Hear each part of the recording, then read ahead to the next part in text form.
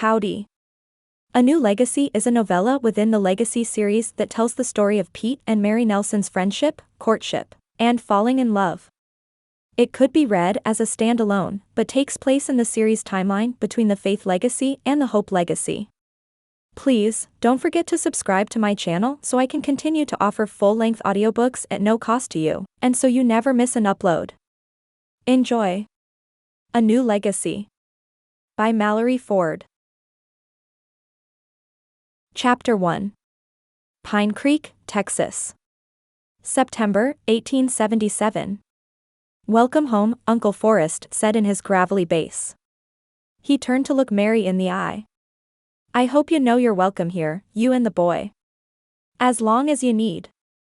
Mary Archer turned back to look at 7-year-old Nathan, asleep in the back of the wagon.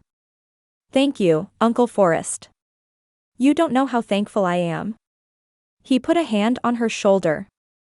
"I don't think I've told you how proud I was of you, keepin' that farm goin' yourself after Nicholas passed. Your mama would have been right proud of you, and I am as well."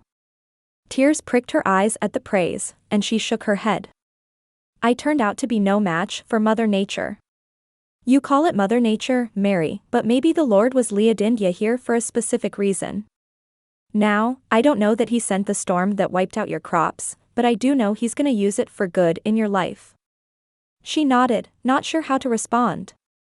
She'd always been a God-fearing woman, raised to attend church every Sunday, to say grace before meals and at bedtime.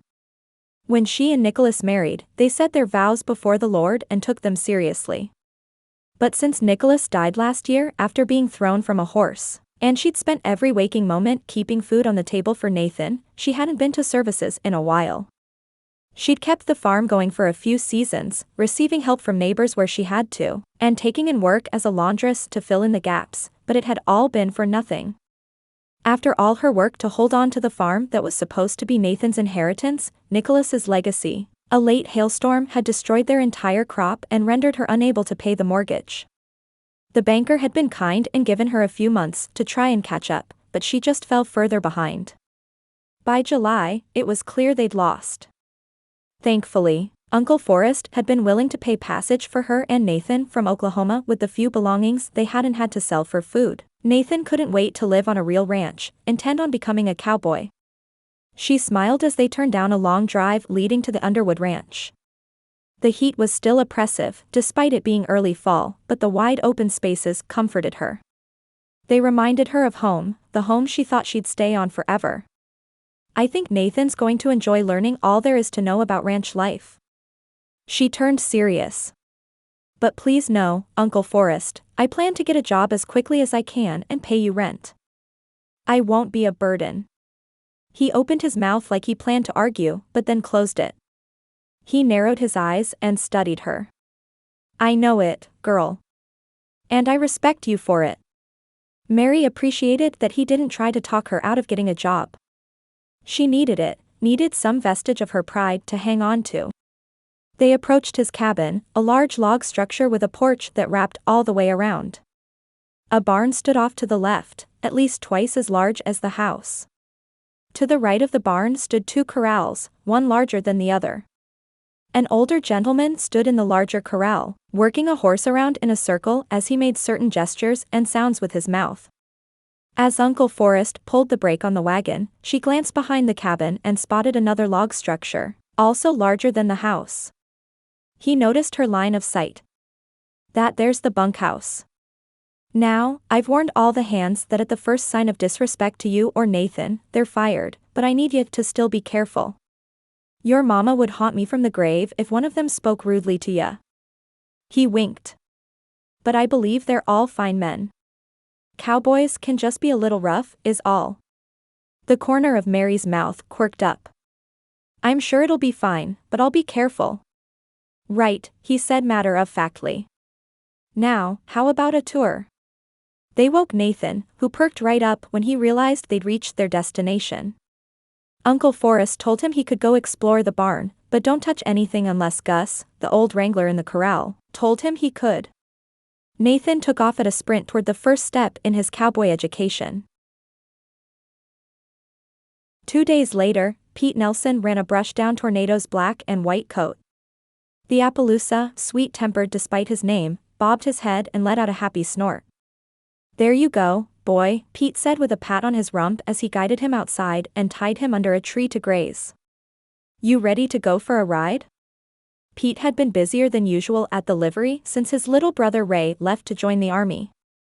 Between keeping the books, doing site visits, general horse maintenance, fixing wagons and buggies, and welcoming customers, he was stretched thin.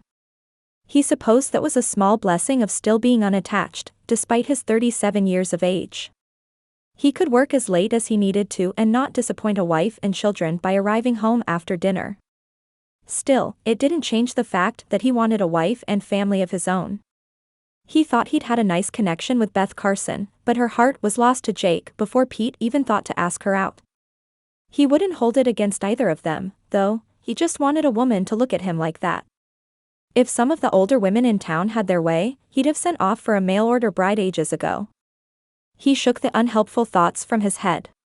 He had to get out to Forrest Underwood's place to fix a busted wagon wheel. He'd already purchased the part he needed from Mac's smithy and had it delivered to Forrest's place. He just needed to install it and make sure there weren't any other issues that needed addressing. After he grabbed his tool bag and saddled Tornado, he nudged the beast onto the dusty road. The heat of September in Texas wasn't too much of a reprieve from summer, but the morning air was a bit cooler. It helped that the day was overcast, and a gentle breeze traveled over the pastureland on either side. Pete arrived at the ranch and noticed movement on the second floor of the barn. Suddenly, a boy flew out of the loft and onto the large pile of hay below. He couldn't be more than 7 or 8, but why wasn't he in school? And who was he? Doing his best to make his voice sound non-threatening, he called out. "Hey, there, does anybody know you're out here?" "Gus does," the boy nodded, but looked a little guilty nonetheless. Pete dismounted Tornado and approached the boy. "What's your name, son?" "Nathan, sir."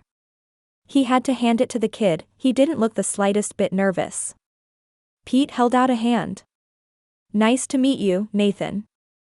"I'm Pete." Nathan's brown eyes widened under his mop of curly dark hair. He reached out and shook Pete's hand with enthusiasm. "So Nathan," Pete continued. "I'm here to fix a wagon for Mr. Underwood." "A busted wheel. You know where I might find said wagon?" "I do. Uncle Forrest said you'd be by today, and that the part you needed was in the wagon bed." He pointed toward the corral. "It's right there." Before Pete could issue his thanks, he heard the front door swing open and slam against the log siding. A woman ran out and nearly leapt down the stairs, her face the picture of fear. "Nathan." "I'm over here, Ma," Nathan called and rolled his eyes. He turned back to Pete. "She worries too much." Pete chuckled. Most mothers do. Nathan's mother had stopped running, but her stride held purpose, and it was clear she worked to control her emotions. As she reached them, her eyes narrowed on Pete, and he noticed she had the same brown eyes and dark curly hair as her son. She pulled Nathan to her and took his chin to force his gaze to meet hers. "What did I tell you?" Nathan recited the words as though he'd been told them 1,000 times. "Don't leave the house without telling you, and don't talk to any of the cowboys without asking Uncle Forrest." "Ah," Pete said as he stepped forward, hand extended to her. "Then he's only broken one rule, ma'am. I'm not a cowboy." She held out a hesitant hand and looked him over. "Then who are you?" "I'm Pete Nelson, from the livery. I'm here to fix Mr. Underwood's wagon." Realization lit her eyes, and she nodded. "That's right. He did say you'd be by." "I'm Mary Archer, Forrest's niece." She gestured to the wagon by the corral. "We'll leave you to it, then." Nathan immediately protested. "Ah, Ma. Can I please watch? I won't get in the way, honest." Mary looked ready to say no, but Pete spoke up anyway. "If he'd like to help, and it's all right with you, I wouldn't mind his assistance." Her eyes still betrayed her skepticism, but it did nothing to diminish the attractiveness of her pretty face. "You're sure he won't be in the way?" "A boy's gotta learn how to fix things sometime," Pete replied. "We'll get on just fine." She knelt to hit eye level with Nathan. You do everything Mr. Nelson tells you to do, all right? She stood to address Pete. I'll just be working in the front flower beds if you need me. Her unspoken promise was that she'd be keeping an eye on him, but he respected a protective mother. His own had been much the same with all of them, especially Ray. As they set to work on repairing the wagon wheel, Nathan kept up a steady stream of questions about life at the livery. How many horses do you have? Pete found he didn't mind the interrogation. I have 6 of mine, then we board horses for others in town. What about wagons? How many wagons do you have? We have 3 buckboards, and a buggy. Mostly, the only person who uses the buggy is Doc when he needs to go visiting, but the pastor does occasionally if he doesn't have anyone with him. Nathan nodded, apparently satisfied for the moment. Say, Pete said, why aren't you in school? Nathan rolled his eyes again, a habit Pete remembered Ray developing around this age. I have to start tomorrow. I told Ma that cowboys don't need to go to school, but she and Uncle Forrest said I do. It's not fair. I want to stay here and work cattle and jump out of the barn loft? Pete winked, and the wide-eyed glance Nathan shot at his mother over by the flower beds told him she hadn't witnessed her son's new hobby. Sure, that too. I know she wouldn't like it, but Pa told me he used to do it as a kid. An unexplained disappointment at the mention of Mary's husband sank his gut, though he wasn't sure why. It'd take a blind man not to notice her beauty, but he'd just met the woman, for goodness sake. And she hadn't seemed particularly impressed with him to boot. Pete pushed the disappointment down. Is your pa out with your uncle today? Nathan's face fell, and Pete immediately regretted asking. No, he died a while back. It's just me and Ma now. I'm really sorry about that, Nathan. But I know you make him really proud. Pete wasn't completely sure how to respond to that, both his parents still living and never having lost anyone particularly close to him. Nathan shrugged. I guess. Ma says he's in heaven now. Pete sensed that Nathan appreciated being spoken to like an adult, rather than a child, so he continued working on the wagon. What else does your ma tell you about him? She says he loved me very much, and that he's watching over me. Pete smiled a little. He sounds like a really great pa. He was, Nathan said before brightening. But like I said, I think he would let me jump out of the hayloft. Pete heard a soft chuckle and looked to see Mary covering her mouth with one hand while she pruned a rose bush with the other. Their eyes met over Nathan's head, the boy currently engrossed in inspecting the wheel they worked to fix. She nodded her head and gave a soft smile to Pete, one he returned. He didn't know the story there, but the urge to get to know both this woman and her son better settled in his gut in an undeniable way. Chapter 2. Thank you for being so understanding, Miss White. Mary couldn't believe how accommodating the teacher had been, offering to stay late to tutor Nathan and get him caught up on some of the school he'd missed the previous year. Please, call me Sally, she replied. And I'm happy to do it. I know what a hard time you and Nathan have been through.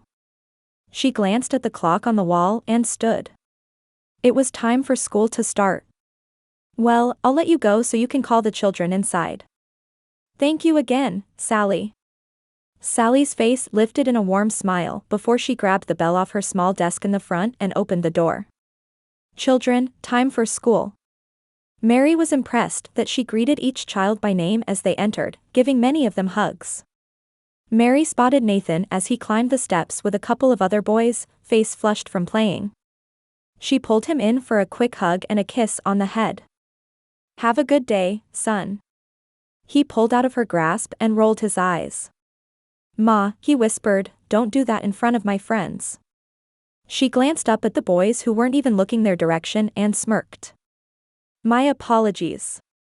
He turned his back and started to enter the classroom before turning back once more. You have a good day too, Mom. Her heart warmed. He'd be all right, he was a resilient kid. As she left the churchyard, the building doubling as the school, she pondered where she might be able to find a job that day. Uncle Forrest had suggested she start at the mercantile. He didn't think they had any openings, but a couple named John and Rachel would probably know if anyone was hiring. She found the mercantile with no trouble. Uncle Forrest had pointed it out on their way into town. Another reason she needed a job was to purchase a horse for her and Nathan to ride in for school and work. She couldn't keep imposing on Uncle Forrest this way, no matter how much he claimed he didn't mind. "Good morning, ma'am," a pretty dark-haired lady said from behind the counter. "How can I help you?" "Good morning," Mary replied as she eyed the penny candies on the tall shelf behind the woman. "Nathan would love them." "My name is Mary Archer." "It's lovely to meet you." Realization covered the woman's face. "Right, you're Forrest's niece. He said you'd be in this morning. Allow me to welcome you to town, I'm Rachel Thompson." She put out a hand, and Mary shook it, thankful everyone in town so far had seemed kind. "My daughter Emma is in school with your son, I believe." Mary grinned. "Seems Uncle Forrest has shared a good bit about us this morning. He wanted to make sure you were well taken care of," Rachel said with a wink. Mary found she liked the woman already. "I hear you may be looking for a job." "That's right," Mary replied as she barely registered the door opening and closing behind her. "Ideally, I'd like to start and end around the times my son is in school, but I can be flexible if he can come to work with me." A familiar voice sounded behind her. "You lookin' for a job, Mrs. Mary?" Pete approached and placed his hands on the counter. Rachel's eyebrows raised. "You two have met?" Mary nodded, suddenly a mite uncomfortable. "Yes, Pete did a house call to the ranch yesterday to fix a broken wagon. He was kind enough to let Nathan help."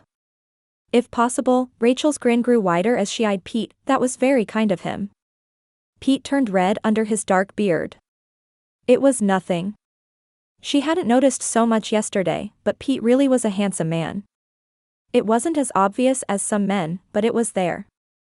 His dark hair was pushed back but still didn't quite behave. His mustache and short beard framed his face nicely, but it was his eyes that drew her attention. They were a dark hazel color, a kindness about them that Mary couldn't help but like. "So," Mary said, "about that job. Do you know of anyone hiring?" Rachel tapped the counter with her fingers. "I believe Mr. Potter at the bank might be in need of a cleaning lady, but I imagine that would take place after closing." Mary's face fell. "Yes, that would be difficult." "I could hire ya," Pete said, surprising them all. "You?"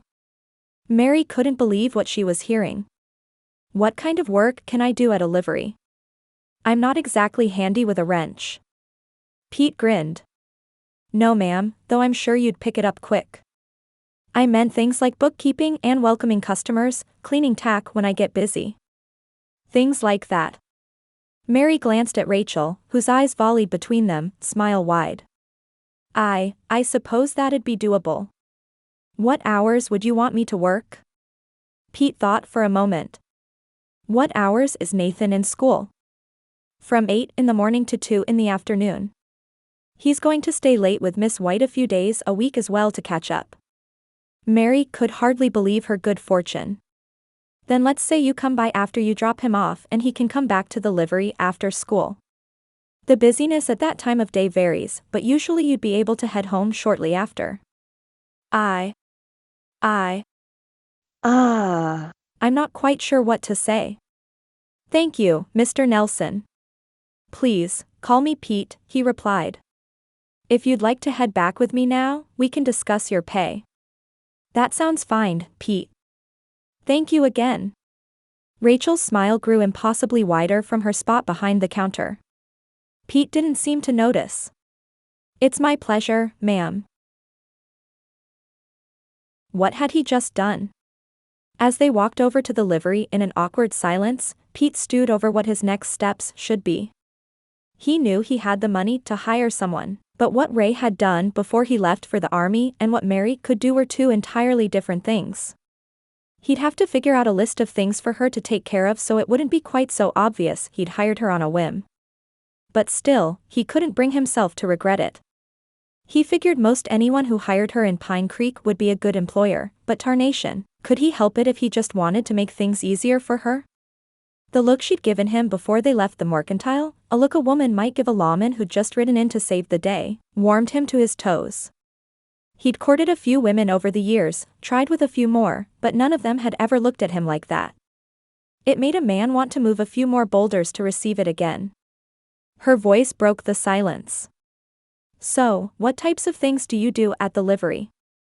I mean, I know you rent horses and rigs, and obviously fix them, but what else?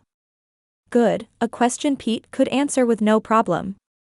We also board horses whose owners don't have barns. We sell hay, grain, and firewood when I can make it out to the woods to cut some. The firewood really only goes to our more elderly townspeople, but we all try to work together to make sure they have what they need. Recently, we started carrying coal as well, as people have begun to prefer it. They entered the livery, a 2-story brick building with Nelson's livery stable painted on the front. It wasn't too far down the street from the mercantile, but the building stood alone. Pete unlocked the double doors, surprised to realize how much he hoped the building impressed Mary. He'd taken over the old livery from his father at 18 and had since expanded the business significantly. His father still came in occasionally, but had mostly retired. He wasn't a great businessman, but found that fairness, quality, and going the extra mile had made up for his lack of business acumen. Wow, Mary said, I didn't realize it was this big from the outside. Pete grinned. You're not the first to say that. The stalls of the livery ran further back than most people realized, and the loft was more or less a fully functioning second floor. He mostly just kept extra grain, hay, coal, and firewood up there, but at times needed the space for spare parts and large tools. He put his keys back in his pocket, realizing for the first time how clammy his hands had gotten. The stalls on the left side are for my horses, the right side is for boarding. The names of both are written on papers nailed to the right side of the doors. When she was distracted by the long row of horses, he quickly ran his hands down his trousers. Not that he'd be holding her hand or anything. Over here's the desk where we welcome new customers, he continued. This is where I imagine you'll spend most of your time.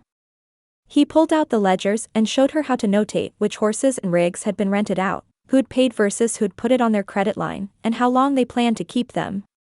If someone buys something from the loft, that's this book here. He pulled out another brown book. She didn't seem overwhelmed at the information. Where will I find the bags of feed or coal they need? Pete glanced at the steep ladder and shook his head. It's in the loft, but don't try to climb the ladder. If someone needs anything we keep up there, come get me and I'll bring it down. She cocked her head and eyed him.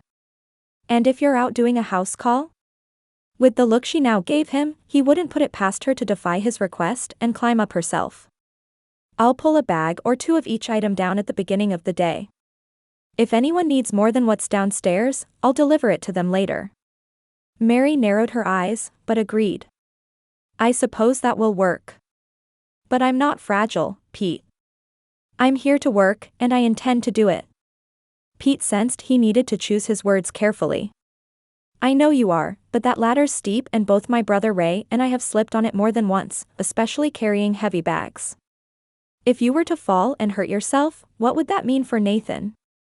He didn't add that if she fell out of the loft and broke her neck, her son would be orphaned. Her tense gaze softened.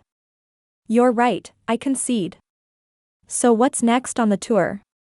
He led her down past the stalls, and noticed her tense as they went by a couple of the larger mounts. Are you afraid of horses, Mary? If she was, why in the world would she take a job at a livery? She didn't speak for a breath.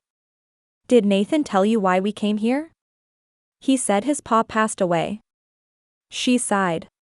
He was thrown from a horse on our farm. I'm not afraid of horses as long as my feet are firmly planted on the ground. Her head popped up to look at him, eyes wide. That won't be a problem, will it? If it is, I'm sure I can dash. Mary, he said gently, as her tone had turned frantic. I can't see any reason you'll need to ride a horse to work here, though I am curious how you plan to get here every morning. With a past like that, he could certainly see why she'd be hesitant to sit a horse. He'd already begun to think through how early he'd need to wake if he needed to go bring her and Nathan into town every day, but she interrupted his thoughts. "We'll be fine." He wasn't so sure about that, but didn't argue. "Right, well past the stalls is the area we store our buckboards and buggy." He explained which horses were best for riders, and which were best for pulling the rigs, and which could do either. He walked Mary through the process of tacking up the horses and giving them a good rub-down once returned, though she seemed well acquainted with the process. He imagined she could ride well too, if she could get over her fear. They'd made the full loop around the livery when they reached the front desk again. The main thing to remember with the horses is to make sure the stalls are firmly latched when you put the horses back, and that any horse with a black star pinned above their name card, you don't go in the stall. "We've only got one I'm still working to break right now, but Lightning can be mighty ornery. You can replace his food and fill his water bucket from outside the stall. Let me deal with anything inside." "Got it," she replied before hesitating. "Mr. Nelson, there was one more thing we needed to discuss." Why'd she suddenly get formal? "I told you, it's Pete." "And what did we forget?" "My pay." Her face turned a pretty shade of pink. Pete brought his hand to his face. "You're right, I'm so sorry. How does $4 a week sound?" Her eyebrows raised. "Really?" Pete's brain scrambled, trying to think back to what he'd paid Ray. It had been the same, he thought. "If you don't think it's enough, maybe we can dash." "No," she said quickly. "It's more than I ever imagined you'd pay me."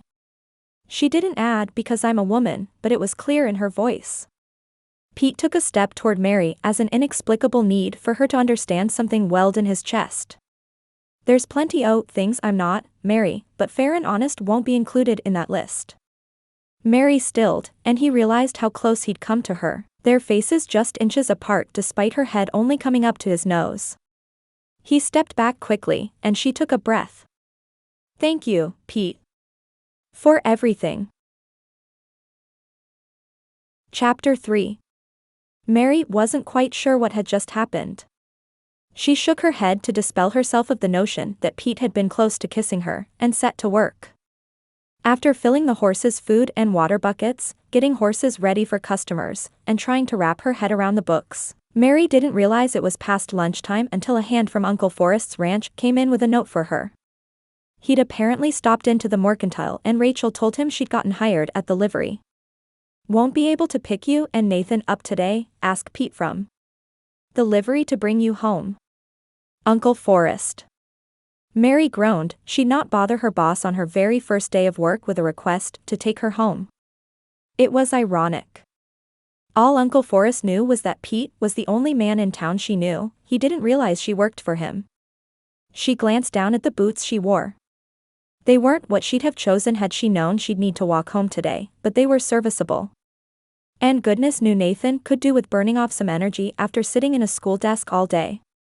She turned the note over on the desk and unwrapped the sandwich she'd brought from home this morning, the same one she'd packed in Nathan's lunch pail. As she finished her lunch, she wondered if Pete had stopped to eat. After a quick glance out the door to ensure no customers were close, she moved into the large room behind the stalls to where Pete worked on rigs that could be brought to town. The large double door was open, a line of rigs parked against the wall. On one wall were the buckboards and buggy Mary knew belonged to Pete. On the other sat one more wagon with what looked to be a busted back wheel. Pete's lower body stuck out from under it, and she might have worried had she not heard the clanking of tools and his soft muttering from under the rig. She approached. "Pete," she said as softly as she could. It didn't seem to do any good, as a soft knock and a grunt from the underside of the wagon signaled that she'd startled him. He slid out and sat up, a small red mark forming at his hairline. "Sorry, Mary. I didn't hear you come in." She shook her head. "No, I'm sorry I startled you. I just wanted to let you know it's getting late, and I hadn't noticed you eat anything.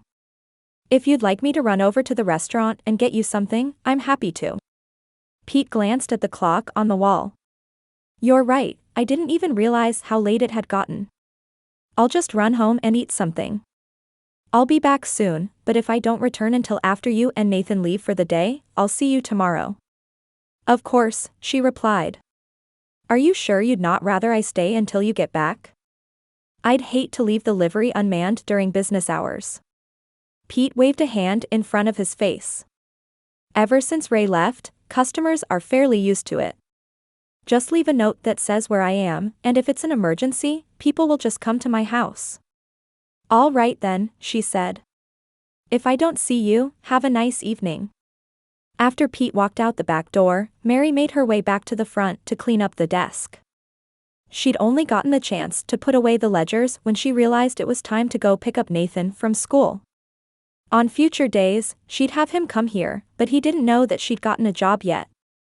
She scrawled a quick note as Pete had instructed, then closed the front door and left for the day, utterly thankful for the opportunity she'd been given.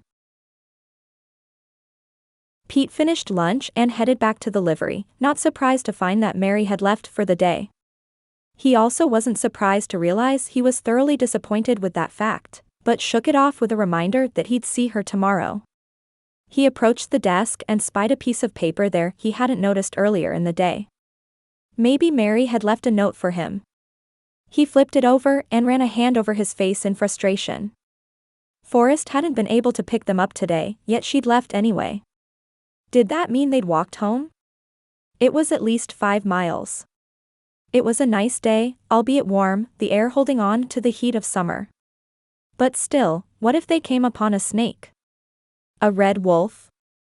Wolf numbers in the area had started dwindling after trappers had begun harvesting them for their furs, and the buffalo herds moved north, but they were still around. He started to hitch up one of the buckboards but realized the buggy would be faster, even though it'd be a tight squeeze with 3 people. Why in the world didn't she ask him to take them?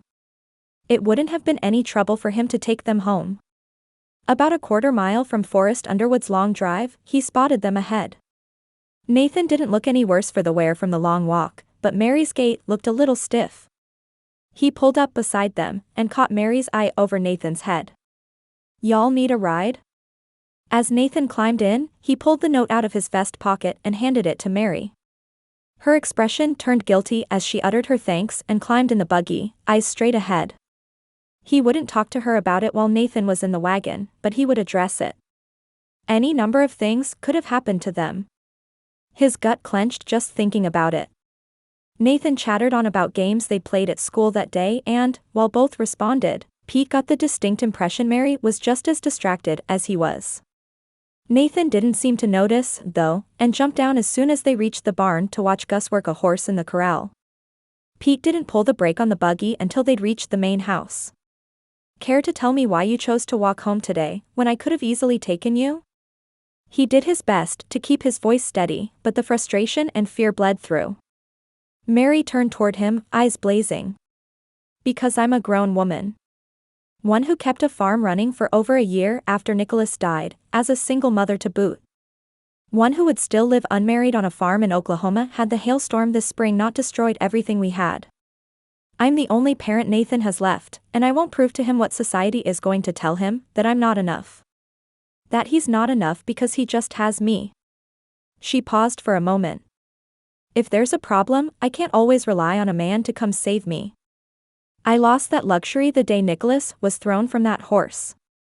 Pete's anger deflated. You don't have to do it all alone anymore. You have support now. She narrowed her eyes at him like she didn't quite know what to say. Thank you for the ride, Pete.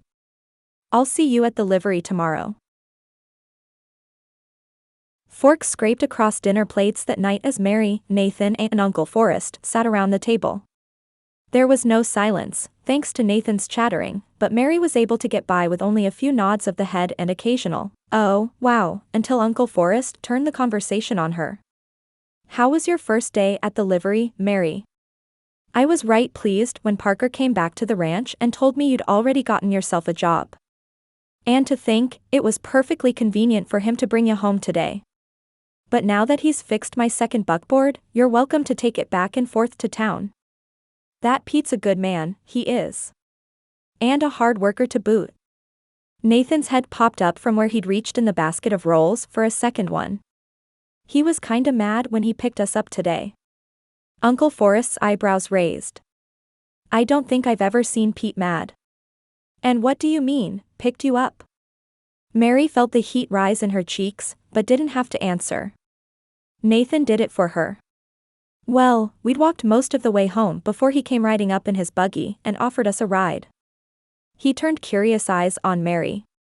Ma, if he was comin' this way anyway, why didn't he just bring us home in the first place? Uncle Forrest stared her down until she feared she might wither under the scrutiny. But what she'd said to Pete was true. She turned to address Nathan. Mr. Pete was busy when we left today. But that won't be a problem anymore because we can now drive the wagon in. Nathan finished his second roll and nodded his understanding. May I be excused? I want to go say goodnight to the horses.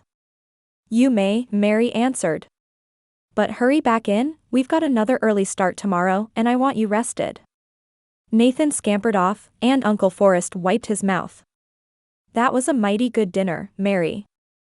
He hesitated, apparently choosing his words. You know, sometimes it takes more courage, more gumption, to ask for and accept help than it does to do everything by yourself. Chapter 4. The next morning, Mary drove the wagon into the livery with no issues. Nathan gave her a kiss on the cheek before catching up to some other boys on their way into school. After parking the wagon in the back, she started to unhitch the team. A voice sounded behind her. I can do that. She stood and saw Pete walking toward her. It's all right, thank you though. Pete let out a breath. Whatever you say, Mary. He turned and walked back inside, the slight slump of his shoulders clear. Mary wasn't sure how to handle it. She knew Pete wanted to help her, but she also needed to prove to herself that she could do things without help. Ever since she'd lost the farm after the hailstorm, when the grace period the bank gave her ran out, she'd felt adrift. Her confidence shot. The rest of the week passed pretty uneventfully.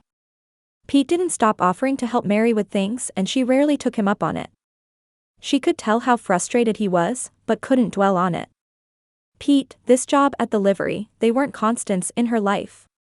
Her faith in the Lord, her motherhood, and her own strength were her only constants. That had been true since the day Nicholas died. Friday afternoon, Pete went out for a house call to repair a rig at the Double G. He'd been gone a few hours when an older lady came in. As soon as she saw Mary, a smile lit her face. Good afternoon, child. I don't believe we've met. I'm Ruth Hammond. I'm Mary Archer. It's nice to meet you. You're Forrest Underwood's niece, right? Mary winked. That depends on who's asking. Mrs. Hammond laughed. I like you, sugar. It takes guts to start over, and with a young'un to boot. And you already found yourself a job. She nodded. Good for you. Mary found she liked Mrs. Hammond too. What can I help you with today? Need some grain for my goats, Mrs. Hammond said. I make the best goat's milk products in Texas. I'll bring you some next time I'm in town. That would be lovely, thank you. Mary moved to inspect the bags Pete had pulled down from the loft. It seems we're out of grain down here, but, she paused. She hadn't intended to disobey Pete's direct request not to climb the ladder, but she couldn't see how it could be helped. Pete was gone, and Mrs. Hammond was in town now. She looked back at Mrs. Hammond. I'll just climb up and get you some. You sure about that? That ladder looks like it might be a little troublesome in a dress. Mary walked to the ladder and put out a hand to test its sturdiness. Yes, I'm sure it's fine. She climbed up with no problem, finding the bags of grain with no trouble. But how to get them down? She searched the loft, stacked high with bags of grain, hay, coal, and bundles of firewood. 3 ropes. She fashioned a sort of sling out of them with a few knots and lowered the bags of grain to the floor. She leaned her head out of the loft opening. Do you need anything else, Mrs. Hammond? Mrs. Hammond chuckled as she answered. No, and you need to tell Pete about that rope trick you used. I've only ever seen him and Ray climb up and down that ladder as many times as necessary to get a bag or two at once. That was genius. As she started her descent, Mary felt a surge of pride at her ingenuity. About halfway down, she heard the door open behind her and Pete's angry voice. "Mary." Startled, her foot caught in her dress and her skin felt the rush of the fall before her brain registered the motion. Mary braced herself to go crashing into the rough wood floor, but before she did, a pair of strong arms broke her fall. She opened her eyes and was met with Pete's fiery ones. How in the world had he reached her so fast? Mrs. Hammond needed some grain. She felt incredibly silly, still in his arms, and pointed to the grain. Pete set her on her feet, his eyes still alight with the scolding she knew she was about to get. She might even be fired for disobeying a direct command. He turned to Mrs. Hammond. "Let me get these out to your wagon for you, Mrs. Hammond. Do you have someone to unload them at the homestead?" Mrs. Hammond's eyes volleyed from him to Mary and back again, the faintest smirk on her face. "I can handle it, son, but thank you." Pete sighed but let it go, muttering something about stubborn women. He picked up all 3 bags of grain in one load and carried them outside, and Mrs. Hammond caught her attention with a TSK. "Y'all just make sure ya invite me to the wedding, all right, child?" Without giving Mary a chance to respond, or do anything but pick her jaw up off the floor, Mrs. Hammond winked and followed Pete out front. Pete didn't know when he'd last been so angry. As Mrs. Hammond set off down the road, he realized what he was feeling was equal parts anger, relief that Mary was all right, and fear over what could have happened. He walked back inside the livery and shut the door, using every bit of his self-control not to slam it. She started toward him. "Pete, I'm sorry. You just completely disrespected what I asked you to do," he finished as she fell silent.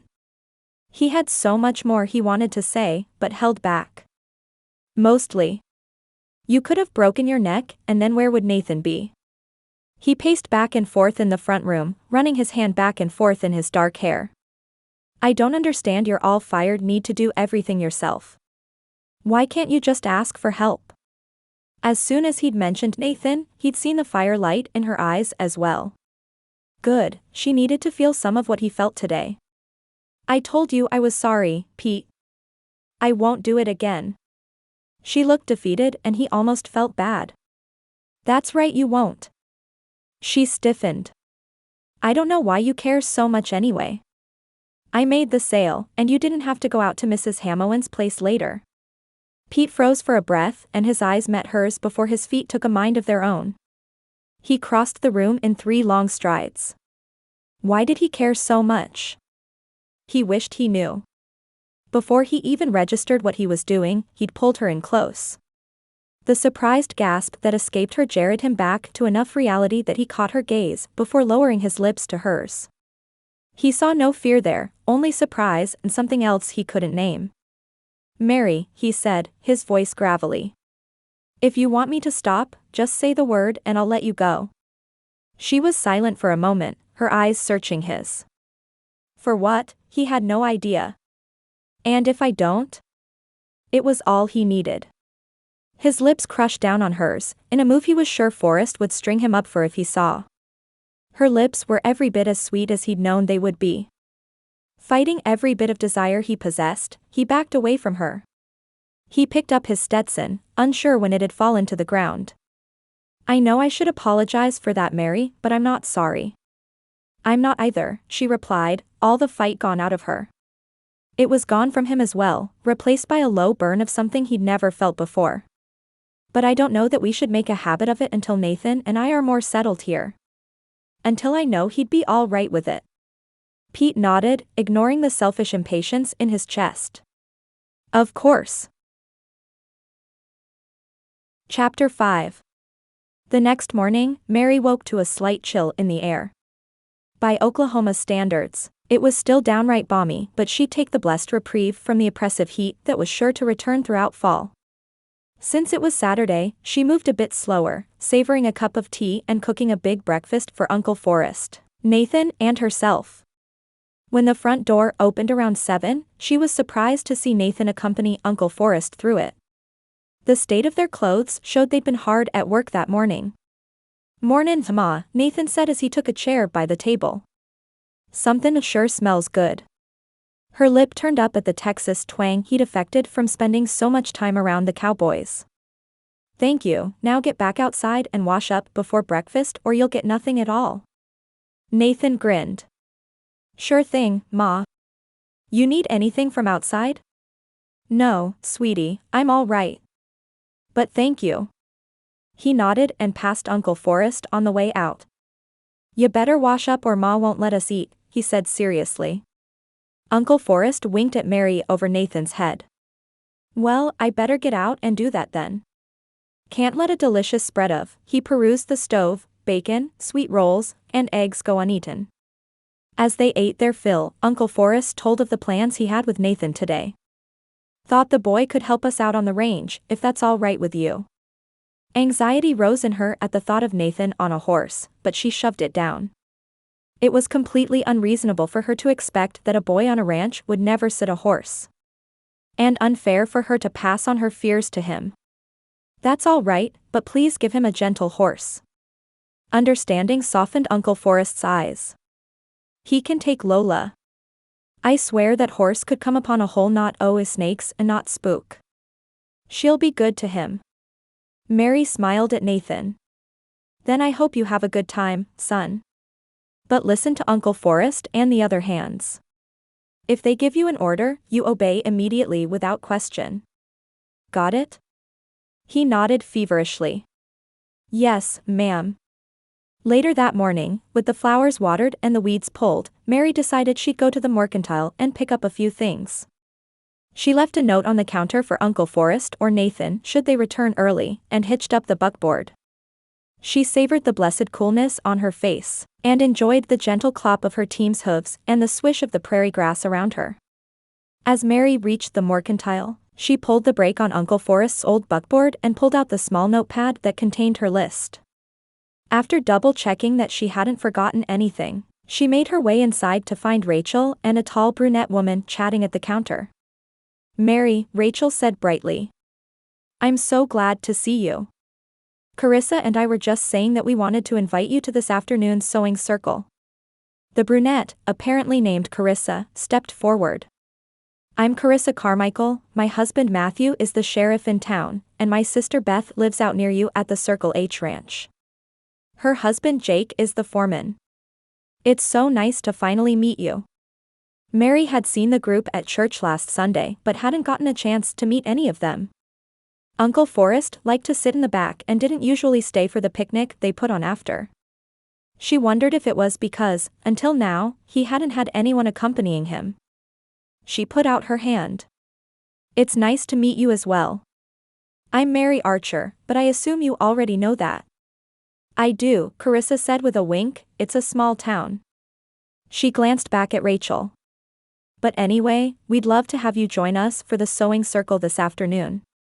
Even if you don't sew much, it's a great opportunity to get to know some of the other ladies. It's at the Circle H this afternoon, so not far at all from your uncle's place." Mary thought. She hadn't moved to Pine Creek with the idea of making many friends, a bit preoccupied with keeping a roof over Nathan's head. But it would be nice. "I'll be there." "Great," Carissa beamed. "Well, I've got to get home. I've left Matthew there with our 3-year-old and newborn, but I'll see you this afternoon." She breezed out of the mercantile with a confidence Mary couldn't help but envy. After completing her shopping and returning to the ranch to cook lunch, Mary found herself back in the buckboard on her way to where Gus had told her the Circle H was located. It was a beautiful ranch, with a house and barn twice the size of Uncle Forrest's. She knocked on the door of the 2-story farmhouse with a bit of hesitation. The door opened and a smiling matronly woman welcomed her in. "Hello, darling. You must be Mary. I'm Lillian Hyatt, and let me welcome you to Pine Creek. Carissa and Rachel are already inside." "Thank you, Mrs. Hyatt. You have a beautiful home." "Oh please," Lillian said, "call me Lillian." She led Mary down the hallway to a parlor near the back of the house. Beautiful but mismatched chairs had been formed into a circle, and Mary got the impression they didn't all normally belong in that particular room. Carissa stood and greeted her, introducing her to the other women. She wore a bundled baby sling with a tuft of brown hair sticking out of it. A pretty blonde woman who introduced herself as Carissa's sister Beth stood as well. Mary couldn't remember the names of all the women, but did her best. An older woman with a pinched face spoke to her next.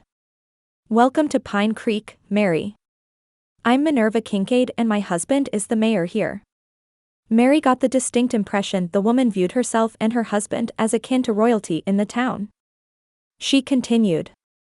"Did I hear you're working for Pete Nelson, at the livery?" Mary wasn't sure why a blush rose to her cheeks, but she kept her voice steady as she answered. "Yes, he was kind enough to offer me a job." Mrs. Kincaid raised her eyebrows. "Why, whatever could a woman do at a livery? That man's after more than just an employee, if you ask me." Mary's eyes went wide as saucers at the woman's rudeness. "I keep myself rather busy there, but thank you for your concern." A young redhead sitting next to Beth spoke up. "I'm sure Pete is a good, fair boss." She smiled. "And I've met your son in passing, he's a charming boy." Mary smiled. "Thank you, I'm sorry, I've forgotten your name." "Abigail," she answered. "And don't worry, I was the new girl in town not so long ago. The novelty will wear off." Minerva Kincaid rolled her eyes. "Of course he's a good boss, I'm just saying I think he's after what he didn't find with Beth." Beth shook her head and rolled her eyes, and Mary fought the niggle of jealousy that rose in her at the thought of Beth with Pete. She had no claim to him, and Beth was happily married anyway. Carissa leaned over and whispered. "Don't take anything the woman says seriously." Mary smiled back at her, but still the seed of insecurity remained. It was an altogether unpleasant feeling, one that left her vulnerable and in unfamiliar territory. Pete looked around the crowded churchyard for Mary and Nathan. He waved his hand in greeting to those who passed by, trying not to communicate his inner turmoil. He'd kissed Mary. And she'd kissed him back. He'd wanted to feel like this, prayed to feel like this, about a woman and have his feelings returned. But now that it had happened, or at least something had happened, he felt like he stood at the edge of a cliff. If he jumped, it could either be terrifying or exhilarating or both. Any other attempts at courtship he'd made had been short-lived, ended either because he didn't feel as strongly as the lady did or the other way around. It seemed Mary held interest as well, and he didn't quite know what to do with it. He spotted Forrest's familiar buckboard approaching, Mary and Nathan aboard. As Forrest pulled the brake, he walked over to greet them. Should he help Mary down? Or would that be too obvious to Nathan? Forrest tipped his Stetson. "Mornin', Pete, fine Sunday, it is." Pete took in the day and realized Forrest was right. It was the kind of day a body could feel mighty content taking a ride down by the creek, a favorite pastime for sweethearts in town. The temperature dropped another degree or two with each passing week, and October's fast approach was evident in the slight nip of the morning breeze. By noon, it'd feel like mid-August again, but for now it was pleasant. "Mornin', Forrest, Mary, Nathan." Pete wished he didn't feel so awkward, not sure what to say. He helped Mary down, hands lingering on her waist just a breath longer than necessary. Nathan waved a quick hello and scrambled out of the buckboard with no apparent suspicions as to Pete's feelings for his mother. Forrest, on the other hand, chuckled from behind Mary. Seemed Pete's feelings weren't quite as hidden as he hoped. Mary brushed the wrinkles from her skirt. "I suppose we'd better get inside." She seemed a mite uncomfortable, and Pete wondered if he wasn't the only party feeling the awkwardness. Thomas's sermon that morning was on integrity, reminding them all that the way they conducted themselves in business, family life, and to the world around them reflected on Jesus if they claimed to know him. Integrity was one of the hallmarks of business Pete's father had taught him growing up. At the end of the day, he always said, "You only have your integrity. If you lose that, you've lost it all." After the sermon, Thomas dismissed them outside to the church picnic. Pete looked over when he heard Nathan's voice begging Forrest to stay. "Please, Uncle Forrest. I want to play with my friends. Forrest's eyes met Mary's over Nathan's head, and she nodded. All right, boy, Forrest replied. I suppose we can stay. As Nathan bounded through the door and down the steps to join a game of tag with some of the other school children, Carissa Carmichael approached. She pulled Mary in for a quick hug. Hello, all, Carissa said with a grin. I couldn't help but overhear you're staying today. If you'd like to join us for lunch, we always bring twice as many blankets as we need. Forrest grunted, and Pete wondered if the real reason he'd begged off from the picnic all these years was that he liked his solitude. Still, he jerked his head in a nod and Carissa beamed. Wonderful, she linked her arm through Mary's. Would you like to help us set up? I'd love to, Mary said. The two followed Carissa's sister Beth and their friend Abigail out the door. Pete didn't realize he'd watched them leave until Forrest clapped a hand on his shoulder. Give it time, son. Give it time. Lunch was lively, thanks to Carissa's daughter Edie and Beth's son Malachi keeping everyone entertained. Baby Callum was still too new to do much but sleep. Malachi was still in the wobbly stage of walking and ended up on his backside more often than his feet, but he didn't seem to mind. As Pete watched Matthew and Jake with their children, he realized how much he wanted to be a father. He'd known that, of course, but the want seemed to grow with each passing year. Ma, Nathan said, jarring Pete from his thoughts. I'm finished, can I go play with Titus and Ricky? Sure son, Mary said as she ruffled his hair. Nathan scrambled off and the conversation flowed until shouts sounded from where the schoolchildren had gathered. They'd bunched in a circle which generally meant one thing. Matthew was on his feet with Pete on his heels before he even registered the word, fight. Parents made their way over to the throng quickly, and pulled their sons and daughters out of the way. Pete's heart sank at the source of the chaos. Nathan had Ricky Crowley pinned to the ground and laid into him. Beside him, Matthew sighed. I'm sure Ricky deserves it, but do you want to grab Nathan? I'll get Ricky. Pete nodded and they moved in quickly to pull the boys off each other. Pete held Nathan around his torso, pinning his arms to his sides. He spoke quietly in his ear. Just breathe, Nathan. It's over. Mary approached with Forrest then, worry and regret written all over her face. Nathan Archer. What in the world do you think you're doing? Nathan had stopped struggling, but Pete felt the tension radiate from him. He said I ain't got no pa. That pa didn't die. He said he just didn't want me and left. Mary furrowed her brow and she turned to Ricky just as his parents reached him. Before she could speak, his mother screeched. Ricky. Is that true? Ricky cut his eyes at Nathan. Snitch, he muttered under his breath. The kid really did deserve it, and Pete had a fleeting wish they'd let Nathan get in a few more shots. Matthew turned to Titus Buchanan. That true, Titus? Titus nodded, eyes wide as saucers. He put up his hands in surrender. It's true, but I had nothing to do with it, Sheriff. Honest. Matthew nodded, and released Ricky long enough for his father to grip his shoulder, a little harder than Pete thought necessary. Mr. Crowley all but shoved Ricky across the churchyard and into their buckboard to head back to their farm just south of town. Mary knelt before Nathan as the crowd dispersed, the compassion in her eyes a stark contrast to the storm in Mr. Crowley's. You know fighting isn't how we solve things.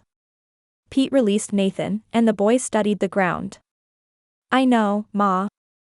I'm sorry. She pulled him into a hug and had Pete not been so close, he'd have never heard her low whisper in Nathan's ear.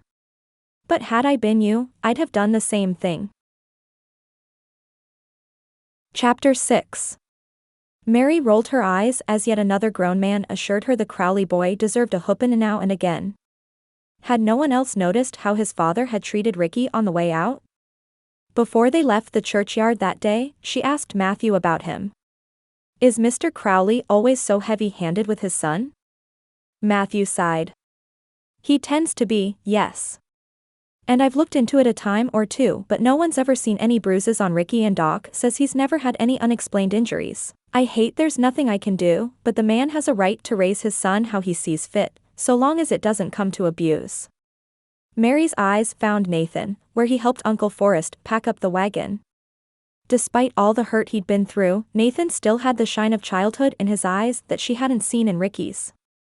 Later that week, as Mary finished up work in the livery, Nathan came running inside. "Ma. Guess what?" She chuckled at his excitement. "I'm sure I don't know." He pulled a rolled-up piece of paper from his back pocket. "I got full marks on my math test." "That's wonderful, honey," Mary said as she pulled Nathan into her arms. "I'm so proud of you." Nathan's joy was contagious. "Mrs. White says I'm working through my primers so fast that I should catch up to the other kids my age by Christmas." Mary tweaked his nose. "You know, your Uncle Forrest is going to say you got your brains from him." A voice sounded behind them. "That might be true," Pete said as he walked up from the back room, "but I'd say you got plenty of it from your ma." Nathan ran up to Pete and showed him the math test as well. Pete tousled Nathan's dark, curly mop, and Mary couldn't help but think what a sweet picture they made. Nathan was blessed with the presence of Uncle Forrest in his life, but the boy needed a father. Pete's eyes locked on hers. She had a sneaking suspicion his thoughts had gone the same direction. "Nathan," he said, turning his eyes back to the boy. "Do you want to learn how to tighten a wheel on a buckboard?" "Yes." Nathan looked back at Mary. "Can I, Ma?" "Then we'll go home." Mary nodded past the lump in her throat that he'd called Uncle Forrest's house home. Nathan didn't seem to notice, and shot back to the large room where Pete worked on the rigs. Pete's eyes locked on hers once more, and he nodded. He'd heard it too. Mary approached Lightning's stall. The stallion's torso was black, save a large white spot on his rump. His face was dotted with white spots as well. Pete had told her he was ornery, and she'd seen him frustrate Pete a time or two when they worked together, but Mary felt a kinship with Lightning. She fought past it, but most horses triggered a wave of fear in her even just to approach them. Lightning didn't. When he studied her with his big brown eyes, he seemed to look into her soul.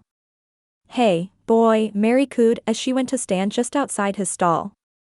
She grabbed a treat from the treat bucket and held it out for him. "You like that, do you?"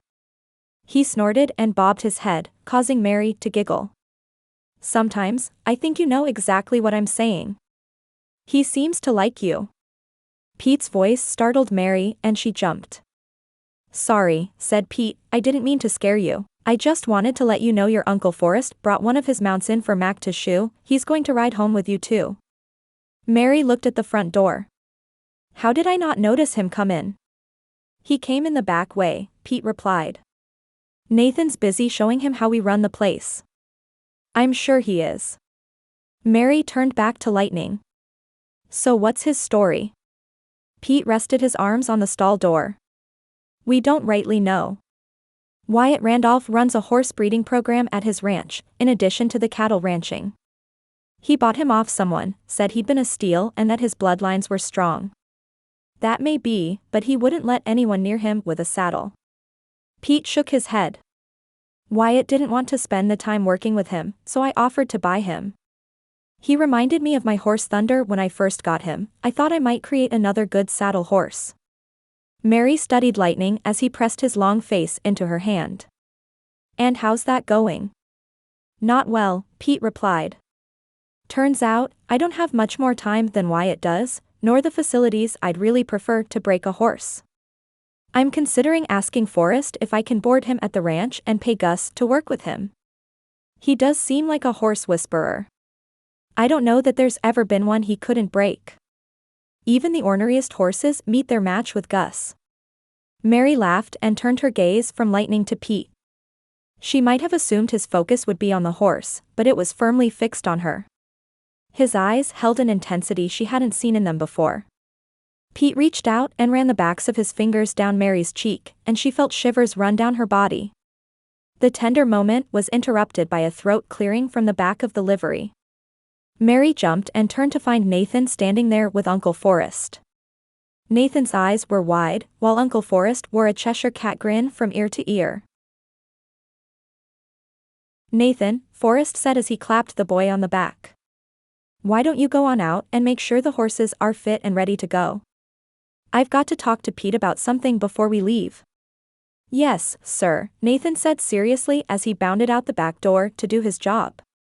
Mary looked from Pete to Forrest and back again, her cheeks a pretty pink from embarrassment. I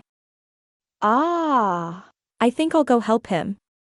She scurried past her uncle, whose facial expression told Pete he didn't need to fear being drawn and quartered. Still, Pete was a little hesitant at what Forrest needed. You work fast, son, Forrest said. Pete didn't think an agreement was what Forrest was after. My intentions are honorable, sir. That's all I needed to know. Forrest started to turn, but Pete stopped him. 1 second, Forrest. Before you leave, I wanted to talk to you about Lightning here. He relayed what he knew of Lightning's history, what he'd tried, and his hopes that Gus could saddle break the stallion. Forrest studied the horse, and was silent for so long Pete wondered if he'd somehow offended him. He finally answered, and Pete let out the breath he didn't realize he'd been holding. I think we can work something out. I'll need to check with Gus, though. Pete was just thankful he hadn't turned him down flat. Thank you, sir. Chapter 7. That Friday, a man Mary knew she'd seen at church came busting in the livery, short of breath. His gray hair held the sheen of sweat where it hung out of his Stetson. Hiya, ma'am, he said as he removed his hat. You're Forrest's niece, right? I'm Wyatt Randolph. Yes, sir, Mary Archer. How can I help you? Curiosity plagued her over what had him so worked up. Is Pete here? I need to talk to him about boarding a horse. It's kind of a special case. I'm right here, Wyatt, Pete said as he made his way up the long row of stalls. And it just so happens we have a free stall since Lightning is working with Gus for a while. Wyatt let out a breath. Oh, thank heavens. Pete's expression was curious. What's going on, Wyatt? You've got more stalls than I do. Not right now, Wyatt said. We've been redoing the barn after that storm blew through last month and I only have a quarter of the space I normally do. I'd arranged for a stud to be brought down for breeding, but they brought him early. I can have a stall ready for him Tuesday, but I just need to keep him here until then. It's fine, Wyatt. We're happy to have him. You don't know how happy I am to hear you say that, Wyatt replied before glancing out the door at who Mary guessed was the horse's owner. Ya can bring him in.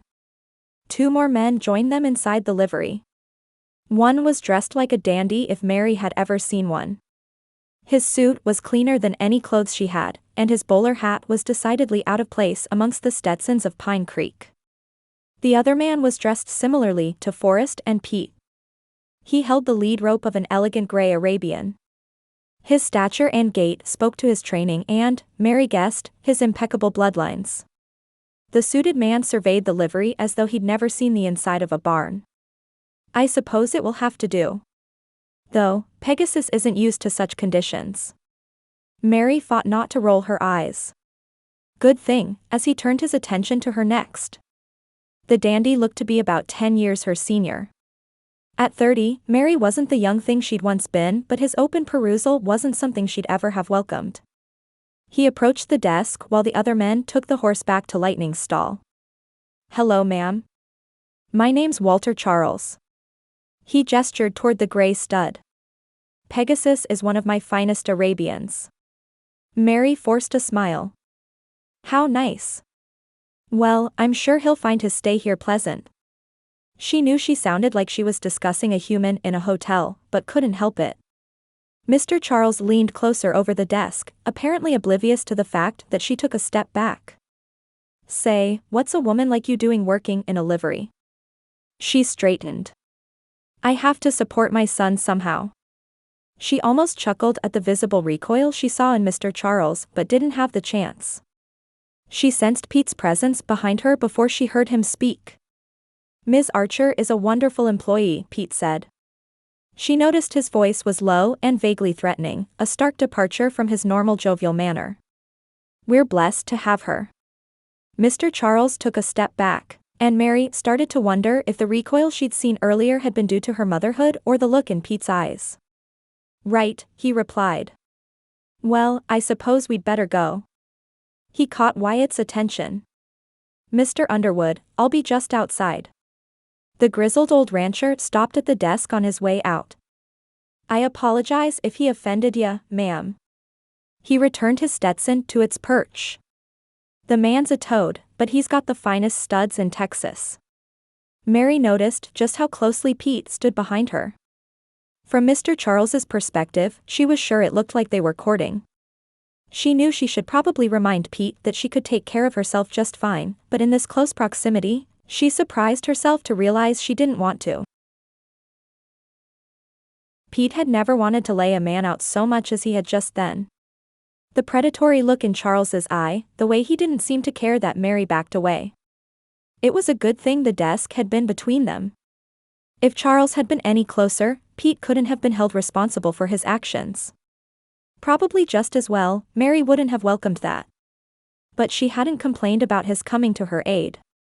A step in the right direction, to be sure.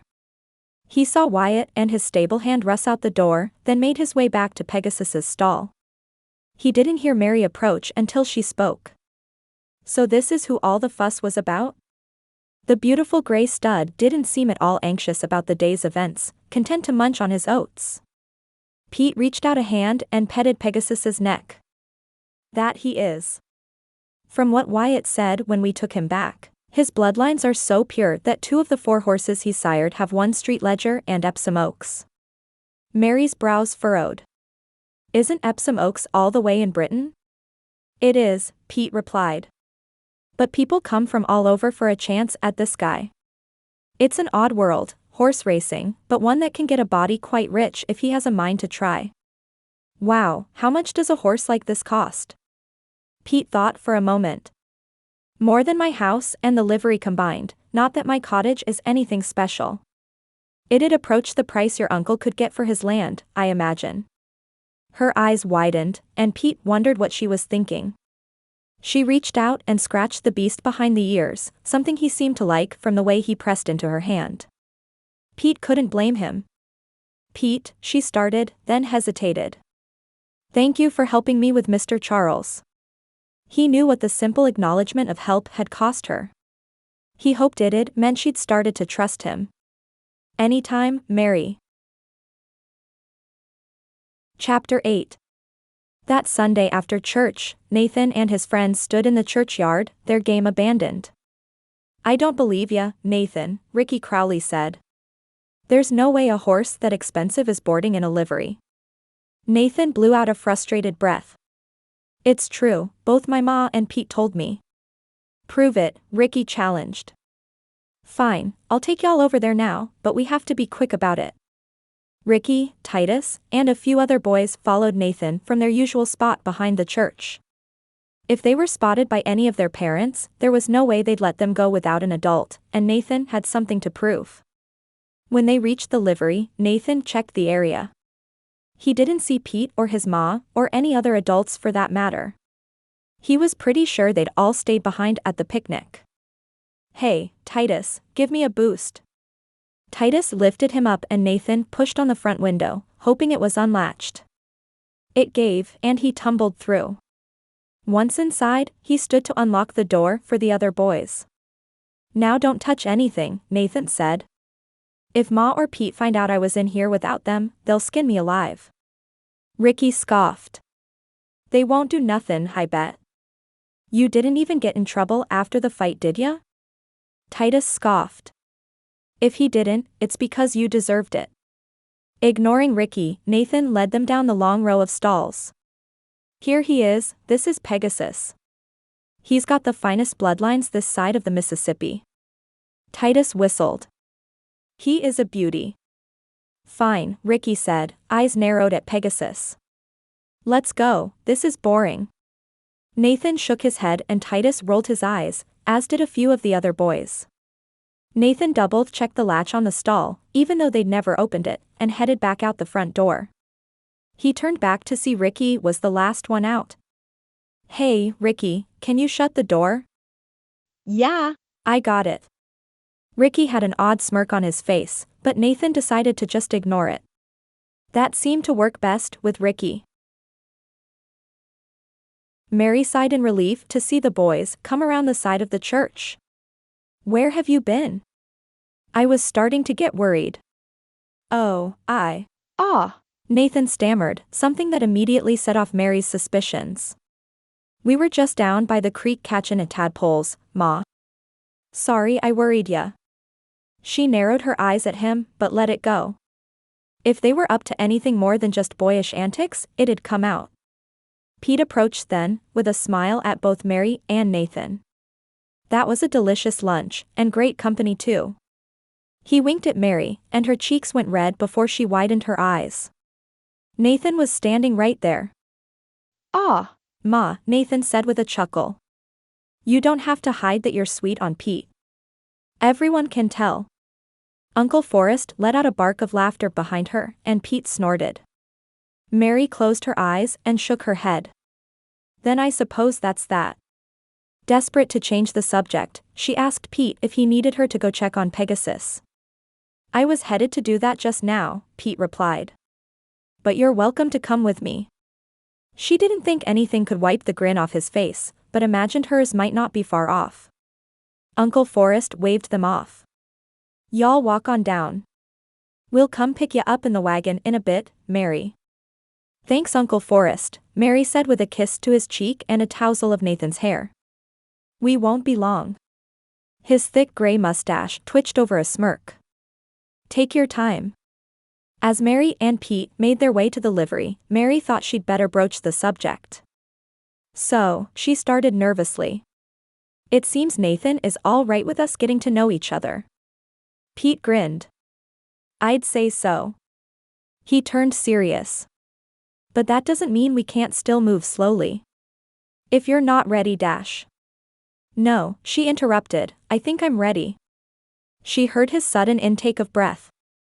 Then if I came courting, you'd welcome it? Mary blushed, feeling every bit the schoolgirl she no longer was. I would. It surprised her a little just how ready she was. Nicholas had been a good man, a man she'd loved, but she knew beyond question that she was ready to love again. He didn't say anything. Instead, he placed his hand in hers as they continued their trek through town. It was a silent declaration to all who passed, and Mary found the jitters that settled in her stomach more pleasant than she'd have thought. Pete stopped, eyes furrowed at the livery. She'd been distracted by the sight of Rachel Thompson on the boardwalk in front of the Mercantile wearing a Cheshire cat grin, at the sight of them, and hadn't noticed the door was open. Pete released her hand and rushed forward. The window just to the right of the door was open as well. Had someone climbed through it? She moved to the front desk and lifted the lid of the cash box. Nothing's missing, she called to Pete in relief. He was silent, and she glanced back to see a very rattled-looking Pete drag a hand over his face as he walked her way. Oh yes, there is. oh no. She looked past him to where Pegasus's stall door was open. Pete stood stock still, but one thing Mary had always been good in was a crisis. Opening the door to the tack room, she pulled out 2 saddles and 2 bridles. Let's go. Pete snapped back from his daze. Mary, you don't ride. I'll go. No, Mary shook her head. You've been on me to accept help, let me help you. Just because I'm afraid to ride doesn't mean I can't. He paused for one more heartbeat, before taking a saddle from her and moving to Thunder's stall. Let's go find us a horse. Moments later, Thunder and Gypsy tacked and ready. Mary placed a hand on the saddle horn and waited for Pete to give her a leg up. He eyed her skeptically. You sure about this? I'm sure. The familiar panic that had plagued her the first time she'd tried to sit a horse after Nicholas's death threatened, but she fought it down. There wasn't time. Pete helped her up, then handed her one of the 2 rifles he'd brought from inside. Just in case. Uncle Forrest and Nathan approached in the buckboard. Nathan's face was one of delight, presumably at the sight of Mary on a horse again, but Uncle Forrest's brow furrowed. What's happened? Pete mounted Thunder, Pegasus has gone missing. Nathan's face went white, and Mary could feel the terror radiating from him. Her instincts were screaming. Nathan, did you have something to do with this? And be quick. He launched into what she assumed was an abridged version, tears streaming down his face. But I checked his stall latch, Ma, honest. She caught Pete's eye, then turned back to Nathan. We'll deal with this later. Uncle Forrest, will you take him home? Sure will, then I'll tack up a few of our mounts and bring some help. Pete nodded. Thank you. They rode around back of the livery, Mary following Pete's lead. I see tracks here, Pete said. They're very fresh. Thank the Lord for yesterday's rains. Mary studied them as well. They went through the pasture land behind the livery and out into the woods. Pete nudged Thunder into a trot, so Mary did the same with Gypsy. Lord, he prayed aloud, guide our search and help us find Pegasus, quickly. Chapter 9. They followed the tracks to the base of the woods, where Pete took a moment to study them further. This way. He pointed toward the southeast and they nudged their mounts onward. Pete could tell Mary was fearful, but she'd apparently spent a good deal of time in the saddle. Her instincts were sharp, and her handling of Gypsy was that of a seasoned horsewoman. They pushed into the woods, the shade of the trees helping to sharpen his sight of the tracks. Thank goodness the leaves hadn't yet fallen. Pete heard Mary speak from behind him. He can't have gotten far, could he? Nathan and the boys returned just before we headed over here. I hope not, Pete replied. He's fast, but I don't think he'd use his full speed for an afternoon jaunt. They continued their search for another hour or so, occasionally stopping the horses to listen for any clue of where Pegasus might be. The tracks had started melding with those of other animals now, and Pete was having a harder time verifying they were on the right path. A flash of gray caught the corner of his eye, and his head whipped to the right. He kept his voice low. Did you see that? Mary's tenor matched his. I did, what do we do? He held his finger to his lips, and they rode slowly forward to a clearing he knew existed just beyond a cluster of fir trees. When they cleared the woods, his heart plummeted into his stomach. Pegasus stood straight and tall in the clearing, but not 3 yards in front of him stood a snarling, angry red wolf. Pete heard Mary gasp behind him and held out a hand. Don't come any closer. Do you hear me, Mary? Do not come one step closer. I won't, Mary said. Pete was going to have to trust her. He nudged Thunder a few steps forward, just far enough to get a guaranteed shot. He was still 10 or so feet from the wolf when he pulled the rifle from its spot on his saddle. Pegasus pawed the ground, shifting his weight back and forth in a kind of prance. He snorted, and bobbed his head up and down. If Pete didn't take care of this fast, he'd bolt. The wolf bared his teeth fully, letting out another snarl just as Pegasus let out a whinny. Pete nudged Thunder one step closer, but he could feel his horse had reached his limit.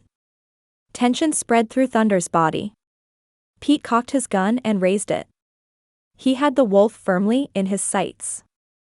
The wolf noticed the pair, and Pete knew he'd just become the more desirable target. The wolf moved toward them, but his position just in front of Thunder made it difficult to get a good shot. He snarled and stepped forward again, and Thunder reared. Pete tried to tighten his legs enough to stay on, but with both hands on the rifle it proved impossible. He tumbled to the ground just as Thunder bucked again. Pete rolled out of the way of hooves, but a different danger now stood not 5 feet from him, ready to pounce. He moved slowly to his knees, his gun just out of reach. He knew if he made any sudden movements, the wolf would lunge and it'd be all over. Knowing he had to keep focus on the wolf, he didn't let himself look at Mary. Would she lose another man today? He prayed it wouldn't be so. He shuffled backward slightly, difficult as he'd only made it to his knees. If he could just get to his gun, but he dropped it when Thunder bucked him and it lay in the grass at the wolf's feet. He had to risk it. He stood and took a step toward his gun, but the wolf lost its patience. It lunged, and Pete crossed his arms in front of his face and chest when a gunshot sounded from his right. He looked up, and the wolf lay bleeding 2 feet from him. Mary approached on Gypsy and dismounted. She ran to him, and he didn't realize he'd pulled her in close until she pulled back and he saw tears in her eyes. I thought I was going to lose you too. He brought a hand up to her cheek and wiped her tears with his thumb. I'm all right, Mary. I'm still here. The look on her face was too much to resist, and he pulled her in for a kiss. Everything he couldn't say with words, he said then.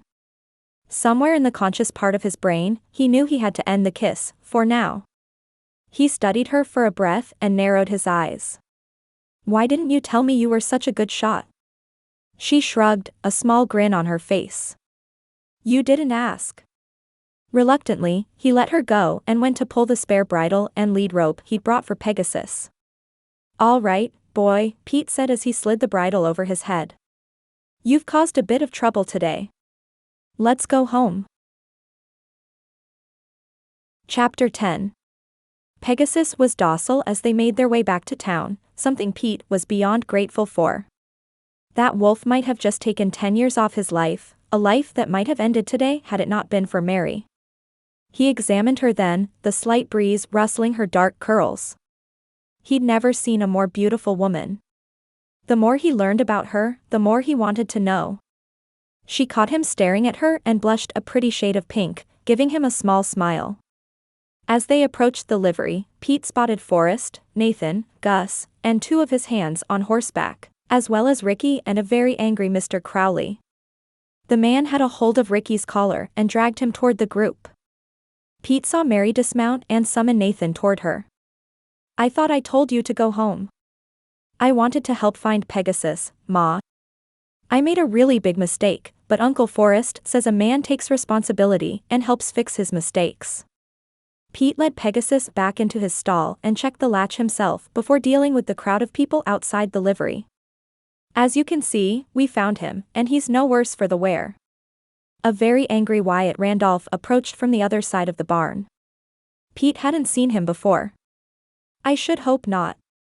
He pierced Pete with a glare. How did this happen, son? I trusted you with that horse.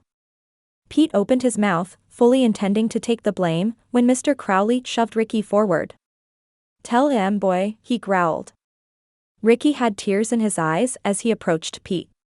He had a tendency to act tough, but he looked every bit the 8-year-old he was in that moment. I unlatched the stall, he said as he kept his eyes on his boots. I just wanted to get Nathan in trouble, I didn't think Pegasus would run that far. Pete considered Mr. Crowley, fire still blazing in the man's eyes. I'm sorry, Nelson, I don't know why the boy is so stupid. Crowley spat the last word. I can pay ya, if you need me to. I just don't want to bring the sheriff into this. Forrest snorted from behind Crowley. Too late. Matthew Carmichael approached the group. You find the horse, Pete? Pete nodded. I did, seems to be just a big mistake. He looked down at Ricky. Right, Ricky? Ricky's eyes met his, and Pete's heart broke for the little boy who'd never earn his father's favor. Yes, sir. Wyatt Randolph blustered. That little a mistake nearly cost me good money, Pete. I demand some kind of punishment. Pete turned to Mary, who nodded. He took it to mean she was fine with whatever he said. At least he hoped it did. How about this? Since Nathan let the boys in, and Ricky opened the latch, they both need some sort of consequence. He glanced at Mary again before he continued. How about I let the boys work it off at the livery 3 afternoons a week when they get out of school? By Christmas, we'll say their debt is paid. Mr. Crowley nodded, as did Mary. That sounds satisfactory, Wyatt? I guess so, Wyatt said. But only because Pegasus is coming out to the circle arc tomorrow. Pete smiled, and put a hand on both Ricky and Nathan's shoulders. Then I say there's nothing else to see here. Chapter 11. 2 weeks until Christmas. Mary stood with Pete, Uncle Forrest, Nathan and Ricky Crowley as Gus worked lightning around the corral. Looks like a different horse, Uncle Forrest said. I can't believe how far he's come. Nathan looked like he just witnessed a miracle as he turned wide eyes to Mary. Ma, I know I said I wanted to be a cowboy, but do you think Uncle Forrest would mind if I became a wrangler like Gus instead? She put a hand on his shoulder. I'm sure it would be fine. It warmed her heart that he and Ricky had reached somewhat of a truce. Ricky's time at the livery with Pete and Nathan had changed the boy for the better. He was no longer quite so angry, and Mary knew Pete was mostly to credit with that. Gus brought out the saddle and bridle, not the first time he'd tacked the horse up, to show them how well Lightning tolerated it. Who wants to be the first to ride him?